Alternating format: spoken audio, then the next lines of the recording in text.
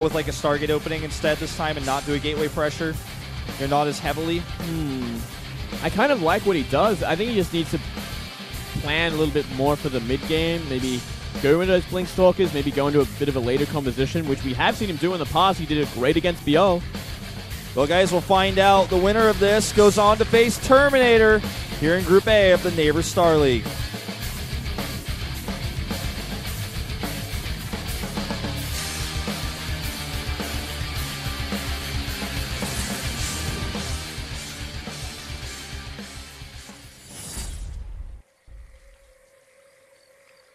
The bottom left in red, it's Leenock for Yowie Flash Wolves. And some incredible ZVP recently. His opponent has been playing some incredible PvZ, though. To the top right, it's Super for Invasion Esports.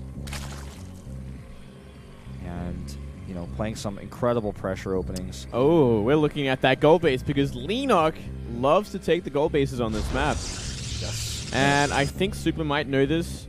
And I think Super's going to go for a Forge again. Yeah, I think that's the safest bet. If you go Forge and your opponent fast expands to a gold and you see it, you just win the game. I mean, it's a pretty easy counter, that's for sure. Yeah.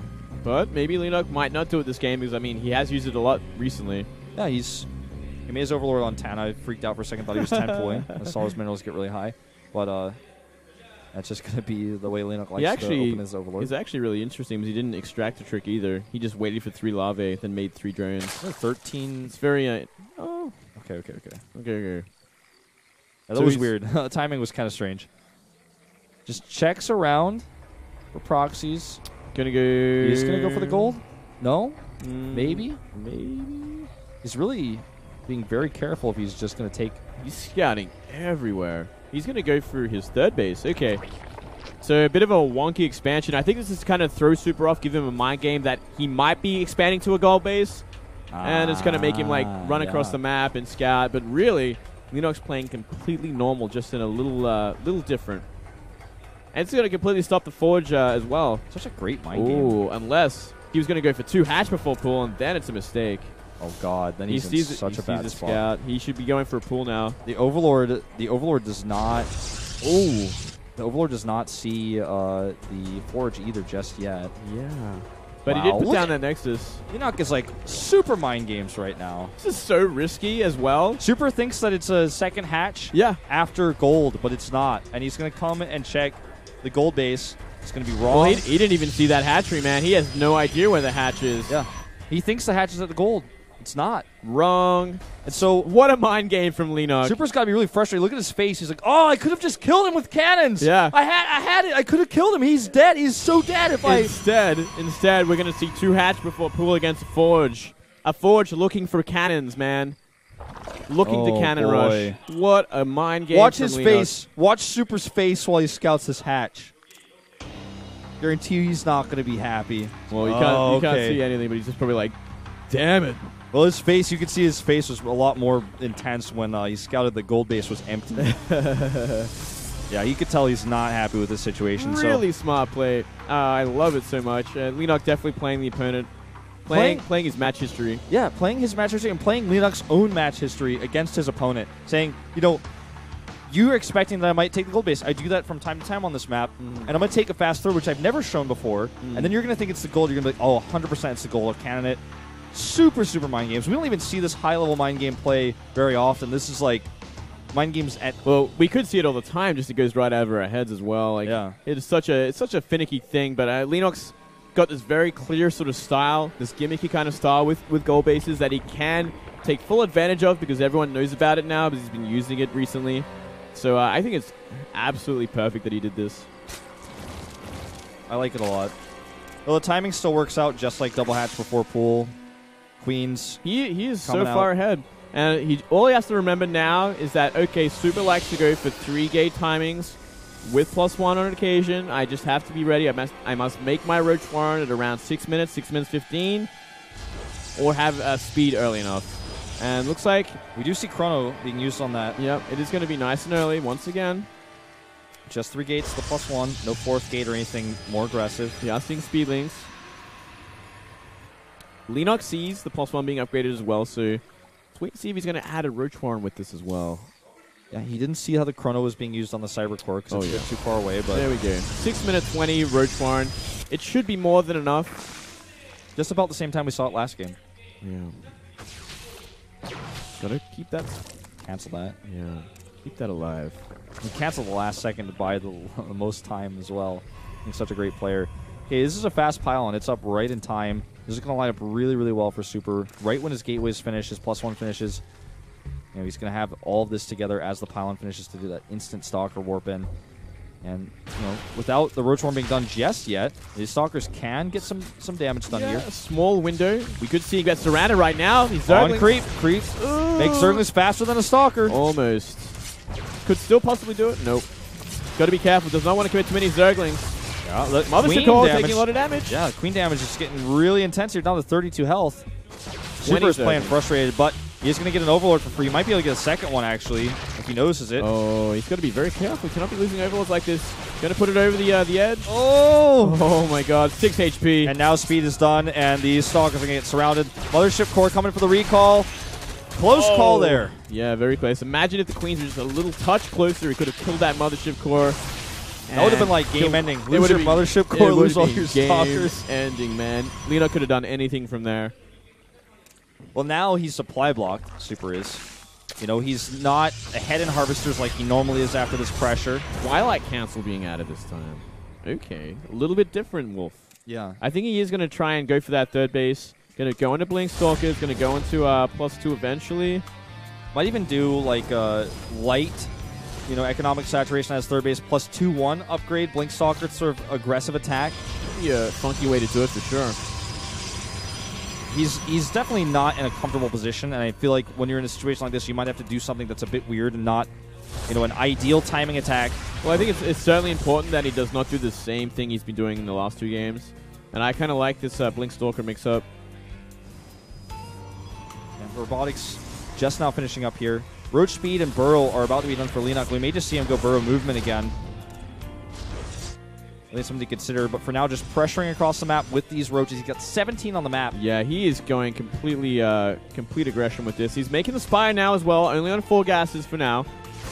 Okay, well, this is a really important moment here. The Roaches actually get to the top of that ramp, and Super looks like he might just have to give up his third base. Yeah, it looks like it, unless he has perfect force fields. It'll be perfectly force fields. The Lings could potentially just run over that third base. Nice burrow, but unfortunately, Observer is out already.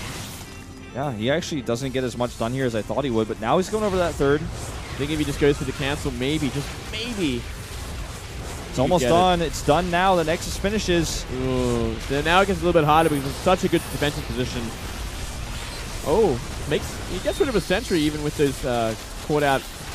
Oh, and he's going to get an Immortal as well. And yeah, this is totally for free. Beautiful Super move. just with some missed controls here, some missed rallies with his Robotics. That was where he was rallying his Observer. Yeah. And now the Ling's trying to find another opening over here. Super barely holds on. And keep in mind that with this much commitment to aggression, with all this larva spent, Leenock is very Harvester light. He's at 59 drones and 57 probes. He's going to have 8 mutas being made in just a second after he decides to stop making Zerglings. He's going to apply the pressure and keep going for now, really forcing the Protoss to commit to all these units, these ground units he doesn't want to be making. Well, every anti-air unit that he kills, every Stalker, every Sentry that he kills makes the Mutalisk fall up a lot stronger. You know, he supply blocks Super again. 56 gases are up and running now. 4th base on the way, halfway done. He barely has any Stalkers. Look at this, using Burrow to burrow some Lings over here. Going to catch some probes. Oh, man. Leenock's in complete control of this game. And with burrowed Lings, you know, this is just another little tactic that Leenock could use. No warp in here at the front. Getting some force fields, but here's some more Roaches to eliminate a Sentry or 2. There are like 2 Stalkers on the map, by the way, and even though they have Blink, there's only 2 Stalkers, so this is going to be pretty tough to defend. Yeah, this is going to be very, very difficult. He has enough to warp in a bunch more, but he's going to take some probe damage for sure, and he can't be everywhere at once. No, he certainly cannot.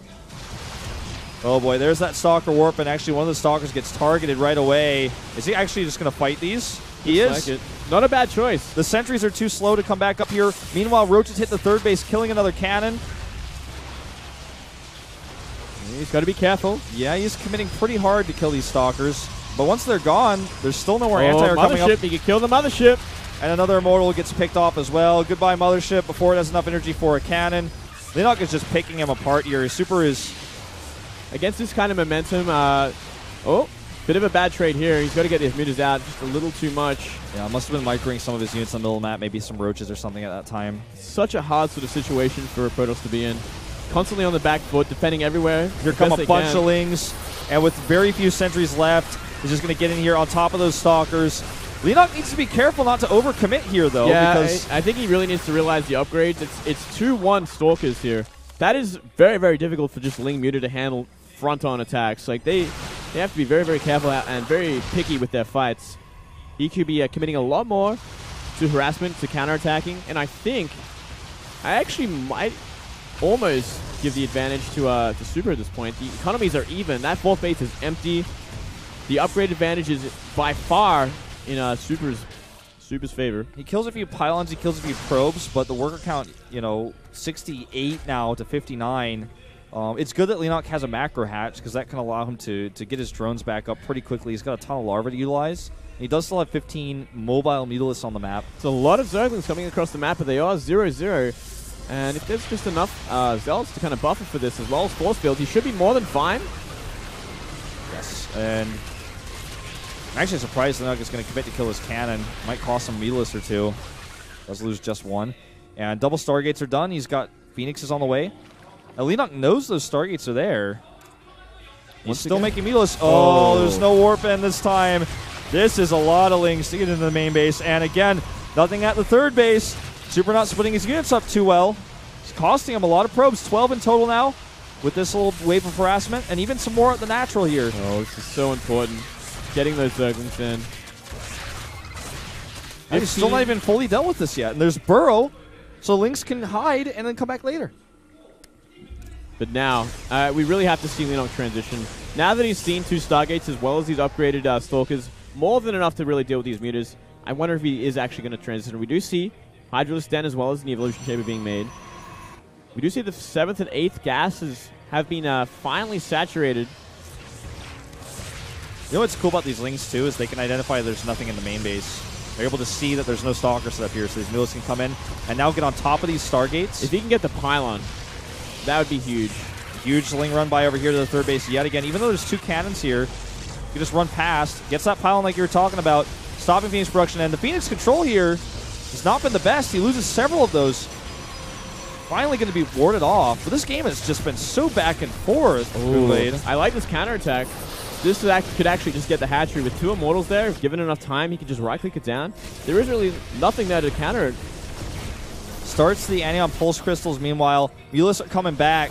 17 Roaches in production.